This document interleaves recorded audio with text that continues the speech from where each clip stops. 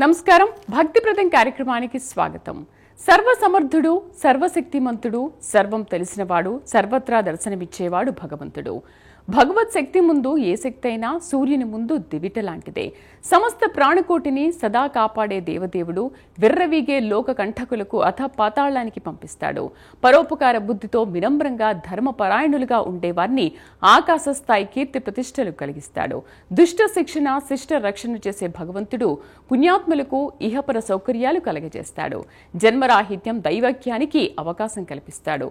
అరిషడ్వర్గాలతో కుట్టుమిట్టాడుతూ కన్ను మిన్ను కానక పాపకార్యాల్లో తలమునుకలైన వారిని చేసిన పాపం చెడని పదార్థమని తెలియచేస్తూ పాప ఫలాలకు శిక్షలు అనుభవించేలా చేస్తాడు. అయితే పాప ఫలాలైనా పుణ్యఫలాలైనా వారి వారి కర్మలను బట్టి జరుగుతాయి తప్ప భగవంతుడు ప్రత్యక్షంగా ఇందులో పాత్ర వహించాడు. అయితే సాధు పుంగువులు భక్తజనులను అకారణ కష్టాలకు గురిచేసి బాధలు కలగజేస్తే భగవంతుడు ఆగ్రహం చెందుతాడు. భగవత్ ఆగ్రహం దృష్ట నికృష్ట అసుర గణాల పాలిట శాపమవుతుంది.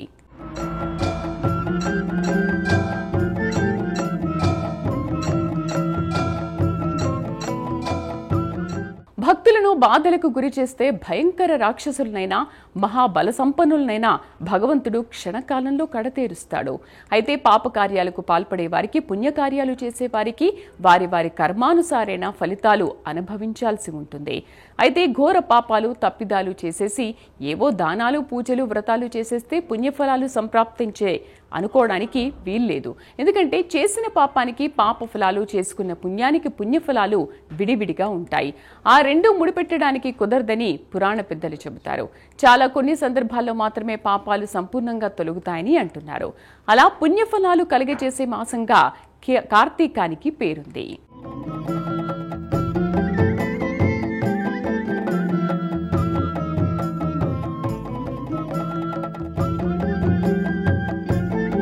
తప్పును తప్పు అని చెప్పడం ఒప్పే తప్ప తప్పు కాదు. తప్పు చేసి కప్పిపుచ్చడం తప్పు. తప్ప తాగి రోడ్డు మీద పడడం తప్పు. ఒప్పు చేసిన వాళ్లకు తప్పులు అంటగడితే వాళ్లు చేయని తప్పులను అంగీకరించడం తప్పు.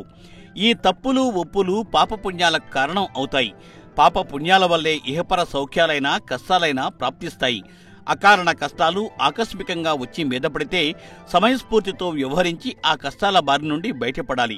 ఎన్నో పుణ్యకార్యాలు చేసినా భయంకర బాధలు ఒక్కసారిగా చుట్టుముడితే ఏం పాపం చేశానని ఈ బాధలు అని కొందరు మంచి మనుషులు ఆవేదన చెందవచ్చు. అయితే కాల మాన పరిస్థితులు, యుగ ధర్మాలు, పురాకృత ప్రారబ్ధాలు ఇలా ఎన్నో ఉంటాయి. అయితే పరోపకార బుద్ధితో పుణ్యమార్గంలో ముందుకెళుతూ కర్తవ్య దీక్షతో కార్యనిర్వహణ చేపడితే కష్టాలు, బాధలు దూది పింజల్లా ఎగిరిపోతాయి. మంచి మార్గంలో వెళుతున్నా కష్టాలు అనుభవిస్తున్నాం అంటే పూర్వపు సంచిత పాపకర్మలు అన్ని పాపకర్మలు సమసిపోతున్నట్లుగా అర్థం. పుణ్యఫలాలకు అర్హులం అవుతున్నట్లుగా అర్థం. ధనమైన, దారిద్ర్యమైన అనుభవించే కొలది తరిగిపోతాయని పెద్దలు చెబుతారు.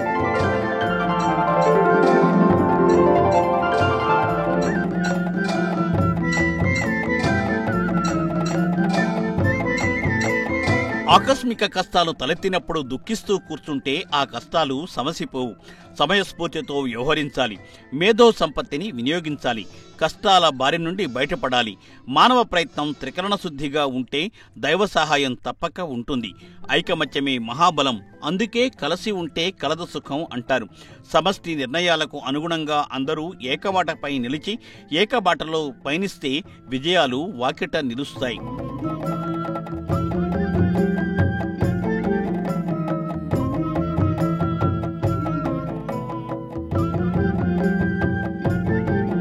ఏ పంచతంత్ర కథ తీసుకున్నా, ఏ నీతి కథ తీసుకున్నా అందులో సమయస్ఫూర్తి, ఐకమత్య బలం కనిపిస్తాయి. బలయుతుడు, బలవంతుడు తన బల సంపన్నతను బలహీనల మీద చూపిస్తే ఆ బడుగు జీవులు ఆ బాధలు అనుభవిస్తూ భారంగా రోజులు గడుపుతారు. అయితే మదబలం, పశుబలం, విర్రవీగే గుణబలం కొన్నాళ్లు సాగవచ్చు. కానీ అంతిమ విజయం నీతి, నిజాయితీ, నికార్సైన వారికే దక్కుతుంది. బలవంతమైన సర్పం బలహీన పిపీలకాలపై విర్రవీగితే ఏం జరిగింది? ఆ తలిచీమల చేతుల్లో టక్కున చచ్చి ఊరుకుంది. నత్త కంటే నెమ్మదిగా వెళ్లే తాబేలును చూసి కుందేలు విర్రవీగి ఎలాంటి దుస్థితి తెచ్చుకుందో మనకు తెలిసిన విషయమే. మృగరాజు అనే మదగర్వంతో అల్ప మోగజీవిని మట్టుబెడితే ఆ మోగజీవి బిడ్డ ఎంత తెలివి సమయస్ఫూర్తి ప్రదర్శించి ఆ అడవికి ఆ బెడదను వదిలించిందో, సింహాన్ని నూతిలోని నీళ్లలో చూపించి వేరే సింహం అనే రీతిలో భ్రమ కల్పించేలా చేసి నూతిలో ఆ సింహం దూకే ప్రాణాలు కోల్పోయేలా చేసిన వైనం నీతిక ద్వారా మనకు తెలుసున్న విషయమే.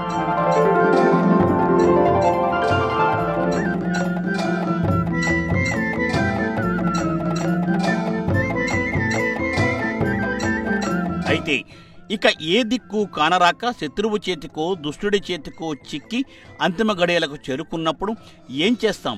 భగవంతుడా కాపాడు, అన్యథా శరణన్నాస్తి అంటూ 2 చేతులు ఎత్తి నమస్కరిస్తాం.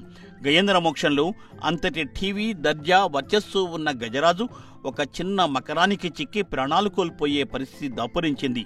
బలయుతుడైనా బలహీనుడైనా మృగమైనా మనిషైనా 84 లక్షల జీవరాశుల్లో ఏ ప్రాణి అయినా జీవనం సాగించేది భగవత్ అనుగ్రహంపైనే. పంచతంత్రంలో పక్షితంత్రం కథ మనకు తెలుసు. పావురాలను పట్టడానికి వేటగాడు వల వేస్తే వలలో చిక్కిన పావురాలు ఐకమత్య బలంతో వలతో సహా ఎగిరిపోయి వేటగాడికి శృంగభంగం చేస్తాయి.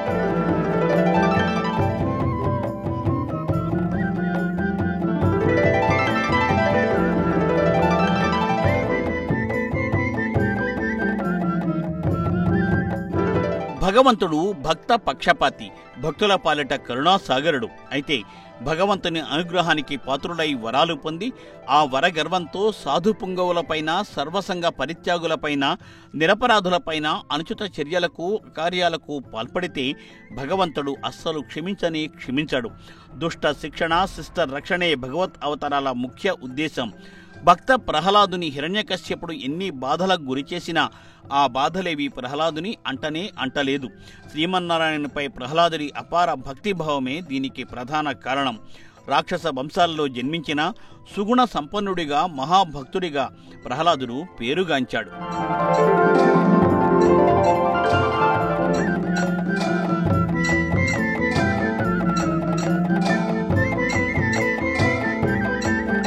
పుణ్యకార్యాలు, పాపపు పనులు ఈ రెండూ వేరువేరు. ఆ పాప పని చేశాం కనుక ఈ పుణ్యకార్యం చేసేస్తే ఇక పునీతలం అయిపోయినట్టే అనుకోవడానికి వీలే లేదు. ఎవరినో దారుణ హత్య చేసేసి గోవును దానంగా ఇచ్చేస్తే ఆ వ్యక్తి పుణ్యాత్ముడు అయిపోడు. ఆ పాపఫలం వేరు, ఈ పుణ్యఫలం వేరు.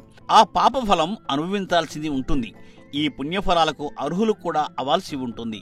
వేర్వేరు సమయాల్లో ఇవి జరగవచ్చు. అందుకే ఎన్నడూ పాపాల జోలికి వెళ్ళకూడదు, పుణ్యాల బాటను వీడకూడదు అని పెద్దలు చెబుతూ ఉంటారు.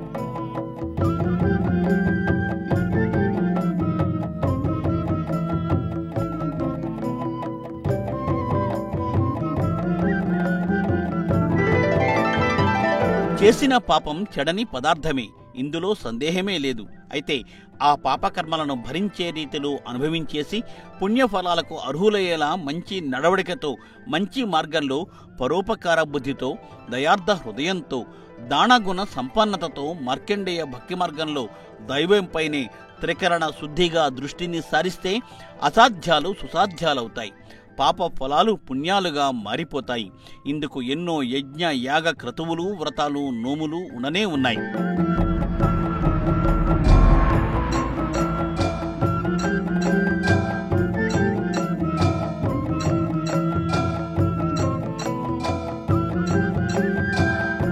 ఇందులో కార్తీకంలో చేపట్టే పూజలు, వ్రతాలు, అభిషేకాలు, దీపారాధనలు, ఉపవాసాల వల్ల ఎటువంటి పాపాలైనా పటాపంచలవుతాయని పవిత్ర పురాణాలు తెలియచేస్తున్నాయి. ప్రధానంగా చేసిన పాపానికి తీవ్రంగా పశ్చాత్తాపపడాలి. తిరిగి ఆ తప్పుడు పాప పనికి పాల్పడకుండా ఉండాలి. కఠినమైన, కఠోరమైన, కష్టమైన ఆ వ్రతాలు, పూజలు, అభిషేకాలు, ఉపవాసాలు తప్పనిసరిగా చేయాలి. పుణ్యాత్ములు ఈ పూజాధికాలు చేస్తే ఇహపర సుఖాలకు, జన్మ రాహిత్యానికి, దైవైక్యానికి అర్హులు అవుతారు. తెలిసి కానీ తెలియక కానీ చేసిన పాపాల ప్రక్షాళనకు, పూర్వజన్మల పాపఫలాలు ఏమైనా ఉంటే అవి తొలగిపోవడానికి చక్కని అవకాశం కార్తీక మాసం పూజలు. ఆశ్వయుజ కార్తీకాల శరతృతువు పుణ్యాలు మూట కట్టుకోవడానికి అవకాశం ఉన్న ఋతువు అని పెద్దలు చెబుతూ ఉంటారు.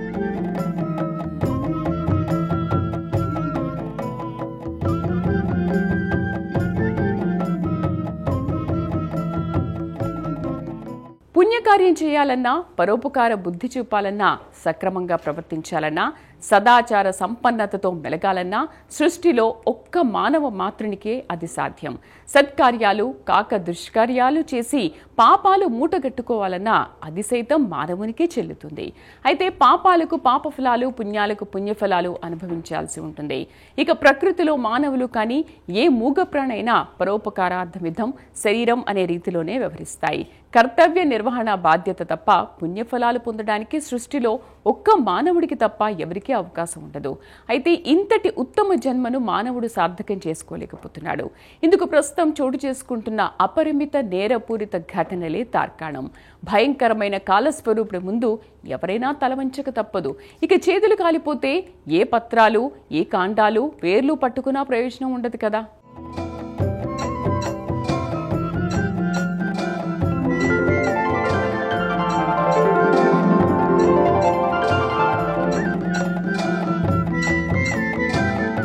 మల్లె పువ్వులా స్వచ్ఛంగా తెల్లగా ఉండే అన్నాన్ని షడ్రుచులతో మృష్టాన్న భోజనం చేయగలగడం ఎవరికీ సాధ్యం?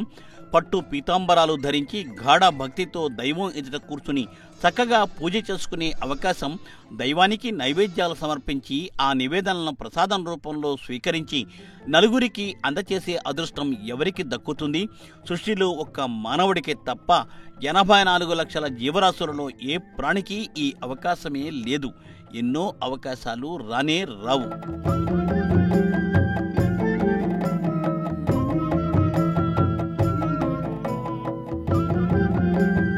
అన్ని అవకాశాలు ఉన్న మానవుడు ప్రకృతిపై పగబట్టినట్టు ప్రవర్తించి వృక్ష జంతుజాలాన్ని మట్టుబెడుతూ ఉంటే, నదీ తీరాలను తవ్వి పారేస్తూ ఉంటే, నదీ గర్భాలకు శోకం కలిగిస్తూ ఉంటే, ఆ చెట్లు, మూగ జీవాలు, నదులు పరోపకార్థమే తమ జీవితం అనే రీతిలో ప్రవర్తిస్తూ వస్తున్నాయి.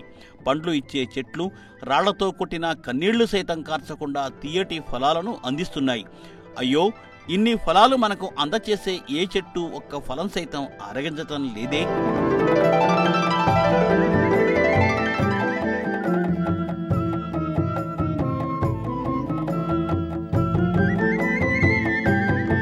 అసలు తాను సృష్టించిన ఫలం రుచి ఎలా ఉంటుందో సైతం ఆ చెట్టుకు తెలియదే. అయినా తన పరోపకార గుణం విడటం లేదే. ఇదే రీతిలో నదీ గర్భాలను ఇసుక కోసం తవ్విపారేసినా కన్నీళ్లు పెట్టుకోకుండా నదులు నీళ్లను పుష్కలంగా అందిస్తూనే ఉన్నాయి. మూగజీవాలను ఎన్నో రీతులలో తమ సేవలు అందిస్తూ ఉన్నాయి. ఇవన్నీ తమకు తెలియకుండానే పుణ్యఫలాలను మూటగట్టుకుంటూ ఉంటే, అన్నీ తెలిసినా పుణ్యకార్యాలు, మంచి పనులు చేసి పుణ్యఫలాలు పొందగలిగే మానవులు మాత్రం పాప పనులకు పాల్పడి పాపకూపంలో కొట్టుమిట్టాడడం ఎంత శోచనీయం!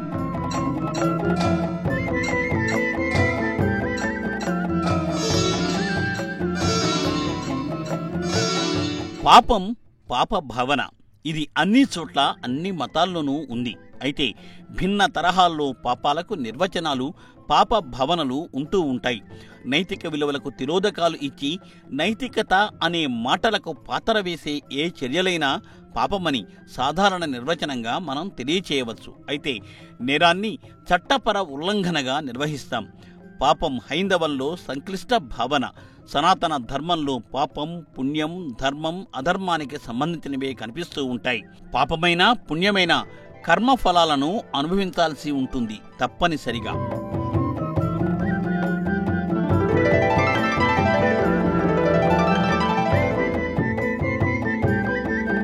ప్రతికూల కర్మ పరిణామాలు కలిగి ఉండే చర్యలు పాపపు చర్యలు కాగా, దీనికి విరుద్ధమైనవి పుణ్యఫల చర్యలు.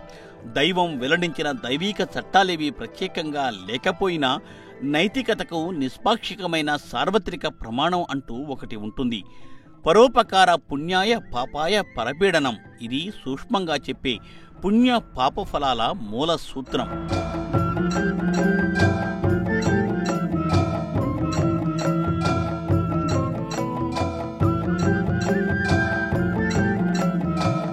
సదుద్దేశపూర్వకంగా ఇతర జీవులకు మేలు చేయడం పుణ్యం కాగా, దురుద్దేశపూర్వకంగా ఇతరులకు హాని కలిగించటం పాపం.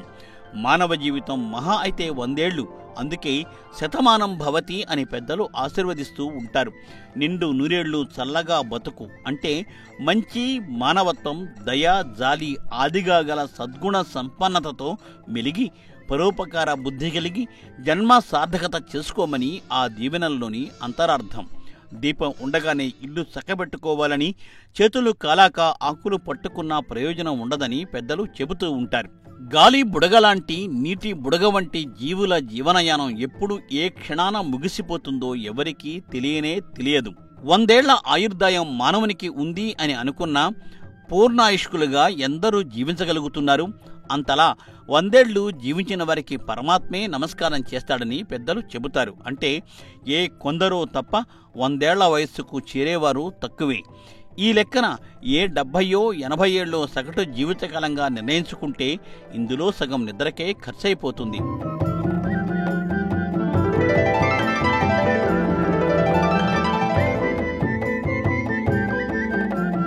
ఇక ఉన్న 40 50 ఏళ్లలోనే బాల్య యవ్వన కౌమార వార్ధక్య దశలు తీసుకుంటే బాల్య వార్ధక్య దశలు పరిగణలోకి తీసుకునే దశలు కానే కావు. అందుకే స్వల్ప జీవన కాలంలో స్వార్థం, అన్యాయం, అక్రమం, దుర్మార్గం, దారుణాల మార్గంలో వెళితే పాప ఫలాలను మూటకట్టుకోవాల్సి వస్తుంది. పుణ్య ఫలాలైనా పాప ఫలాలైనా చేయగలిగే సమర్థత ఉన్న స్థితి కేవలం మానవ మాతృలకే ఉంటుంది. పాప కర్మలు చేసి క్షుద్ర జన్మలు నరకబాధలకు గురవడం ఉత్తమమా?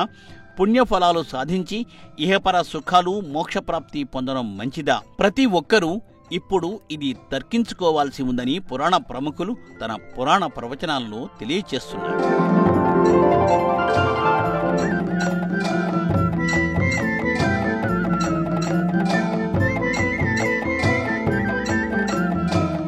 దైవశక్తిని తక్కువగా అంచనా వేసి దైవాన్ని సృష్టించింది, పూజిస్తుంది, ఖ్యాతి కల్పిస్తుంది తామే అని కొందరు ప్రగల్భాలు పలుకుతుంటారు. ఎన్ని అకార్యాలు, దుష్టకార్యాలు, దుర్మార్గాలు చేసినా చెడ్డ కొడుకుపైనే కన్న తండ్రి అధిక శ్రద్ధ వహించి ఆ బిడ్డడికే ప్రాధాన్యం ఇచ్చినట్టు దేవదేవుడు దారి తప్పిన వారిపై కరుణ చూపిస్తూనే ఉంటాడు. ఎప్పటికప్పుడు ఎవరో ఒకరి రూపంలోనో ఏదో ఒక చర్యల ద్వారానో సత్మార్గంలో మళ్లేలా, సదాచార పద్ధతుల్లో వెళ్లేలా భగవంతుడు ప్రయత్నిస్తూనే ఉంటాడు. అసురగుణ సంపదను ఒళ్లంతా పట్టించుకుని రాక్షస మార్గంలోనే వెళుతూ సాధు జనాలను, దైవ భక్తులను అకారణ కష్టాలకు గురి చేస్తే దైవం కన్నెర్ర చేయడం ఖాయం. అప్పుడు ఆ నారసింహ ఉగ్రరూపాన్ని శాంతపరచడం ఎవరికీ సాధ్యం కాదు.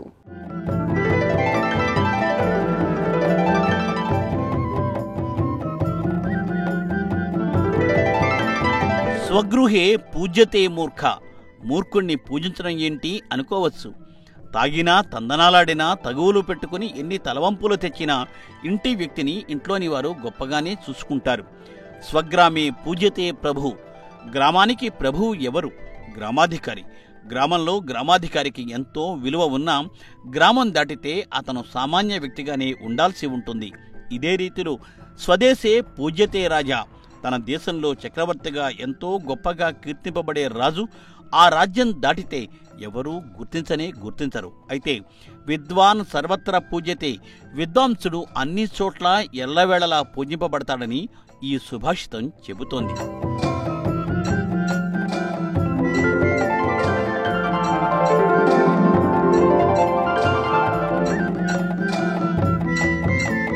అంతటి గొప్ప విద్వాంసులను, విద్యాగుణ సంపన్నులను తమ అధికార మదబల గర్వంతో అవమానపరిచి దుర్మార్గంగా ప్రవర్తిస్తే తీవ్ర పాపఫలాలు చుట్టుముట్టదే.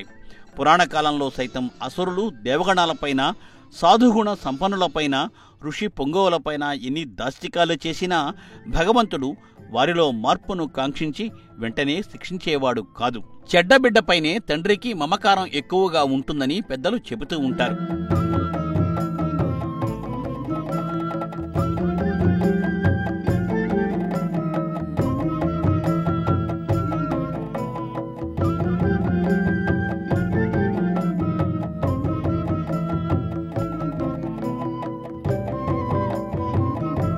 ఎప్పటికైనా దారిలోకి వచ్చి మంచి మార్గంలోకి వెళ్లాలని తమను ఎన్ని బాధలు పెట్టినా తల్లిదండ్రులు తమ బిడ్డలను కాపాడుతూనే ఉంటారు.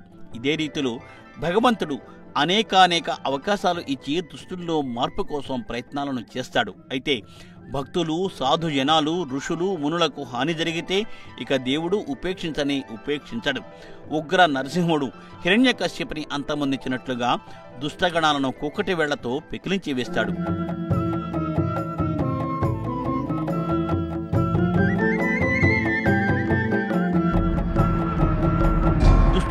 మార్పునకు భగవంతుడు ఎన్ని అవకాశాలు కలగచేస్తాడు అనేది మనకు శ్రీకృష్ణ అవతారంలో తెలుస్తుంది.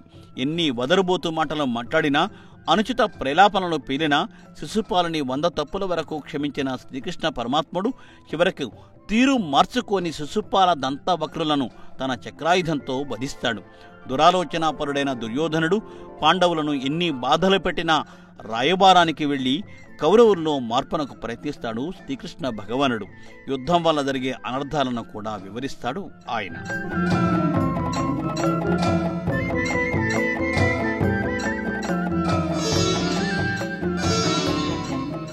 దైవం దైవ రూపంలోనూ మానవ రూపంలోనూ వచ్చి దుష్ట శిక్షణ శిష్ట రక్షణ చేయడం జరుగుతోంది.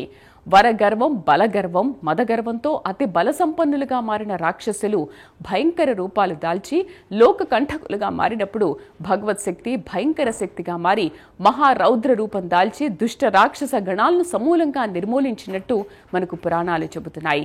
ఈ ఘట్టాలన్నీ కృత, త్రేత, ద్వాపర యుగాలు సంభవించినవి. ఆయా యుగాలు ధర్మహాని లేని యుగాలుగా పేరొందాయి. అయితే ఇప్పుడు కలియుగంలో ధర్మం ఒంటి పాదంపై నడవడంతో అధిక శాతం మాది కల్లులా మారిపోతున్నారు. నిలువెల్లా విషంతో నిండిపోతున్నారు. అందుకే దైవ స్మరణ మాత్రేన పుణ్యం, పరోపకారాయ పుణ్యం అనే సునాయస అనాయస అవకాశాలను భగవంతుడు కలియుగ వాసులకు కల్పించాడు. ఈ సదావకాశాలను సద్వినియోగం చేసుకోకపోతే జనన మరణ చక్రంలో కొట్టుమీటాడాల్సి వచ్చింది. ఏ అవాంఛనీయ జన్మాలు ప్రాప్తం అవుతాయో ఎవరికీ తెలియదు. అప్పుడు తెలుసుకునే అవకాశం ఉండదు. అందుకే సదా దైవ ధ్యానంలో లీనమై పరోపకార బుద్ధితో మెలిగి అరిషడ్వర్గాలు దూరం చేసుకుని పూర్ణ పుణ్య ఫలాలు పొందడానికి ప్రయత్నించాలి. ఇది వాళ్ళ భక్తిప్రదం కార్యక్రమం. రేపటి భక్తిప్రదం కార్యక్రమంలో మళ్ళీ కలుద్దాం. నమస్కారం.